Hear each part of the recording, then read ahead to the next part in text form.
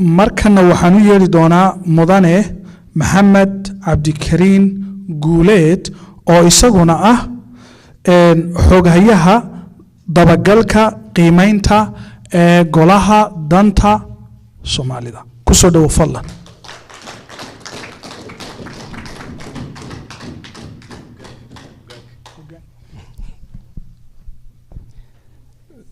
السلام عليكم ورحمة الله وبركاته. دمان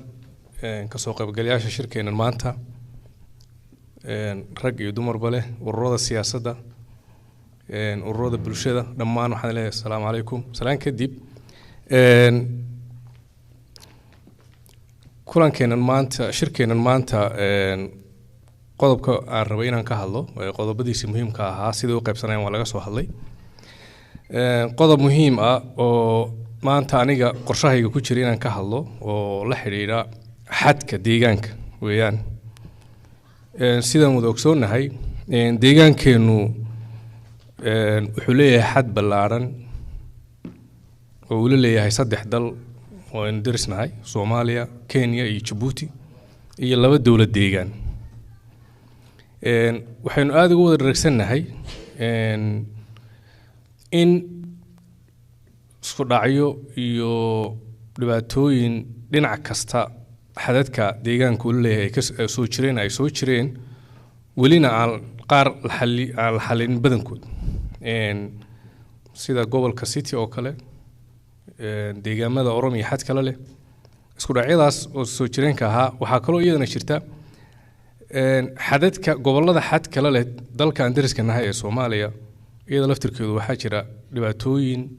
u baahan in hoos loo fiiriyo oo lagu baraarugo xalkeedana la helo waxa kamid ah haddaan si magacaabo gobolada xadka dheer la leh ee dalka Soomaaliya sida gobolka Shabeelle Qoraxay iyo Doolo xaaladahan ugu dambeeyay hadda soo noqday gobolada ay ka jiraan ee dhibaatooyinka ugu dambeeyay hadda ka dhacay waxa kamid ah gobolka Shabeelle Qoraxay iyo Doolo tusaale ahaan gobolka Shabeelle oo kale degmada Feerfeer muddada hadda 3 sano u dambeysay 3 gobol isku dhacyo iyo dilal iyo dhulboob aad u sareeya ba ka dhacay soo jireen bay ahaayeen oo isku dhacyadu beelaha iyo qabiilada degan aagaas xadka la leenahay dalkeen dariska walaalaheena Soomaaliya way soo dhici jireen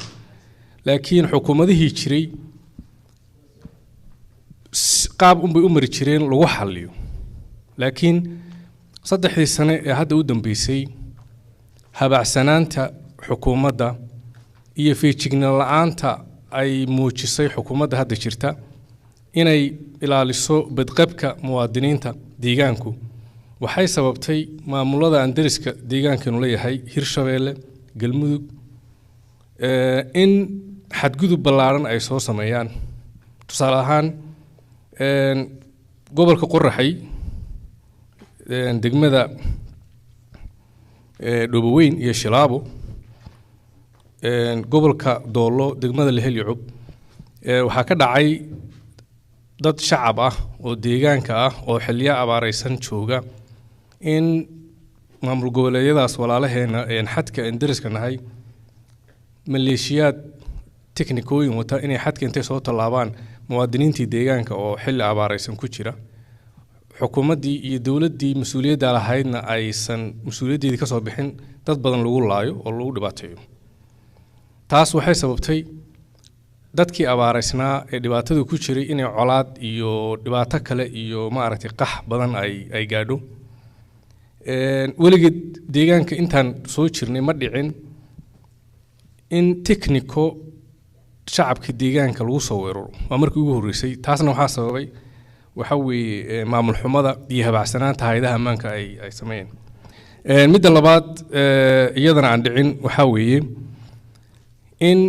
xaaladaha sidan oo kale markay dhacaan ay xukuumaddu xoog saari jirtay sidii loo xakameyn lahaa ama loo yareyn lahaa laakiin ay xukuumaddu iyadoo dana siyaasadeed iyo dhaqaale kale Soomaaliya aysan dhag jalaq u siinin baaqyadii iyo dhawaaqi ka soo yeerayay bulshadaas dhibaataysan intaas kaliya kuma koobna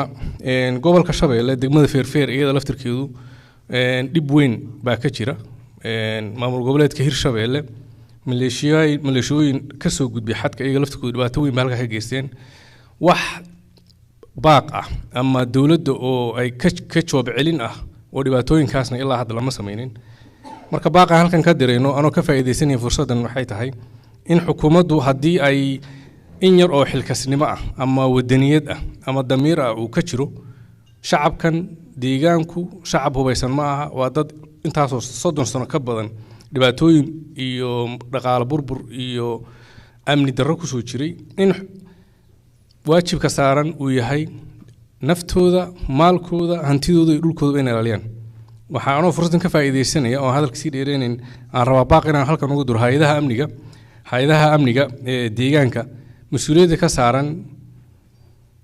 maamulka magaalada Jigjiga dhagax buur magaalooyinka waaweyn deegaanka mas'uuliyadda amni ee saaran ayaa ka saaran mid la mid ah ayaa ka saaran shacabka degan xadka amnigiisa waxaan leenahay in dowladdu iyo xukuumaddu iyo hay'adaha amnigu ay u feejignaadaan xaaladda ka taagan gobollada xadka ah iyo dhibaatooyinka jira aad baad u mahadsantihiin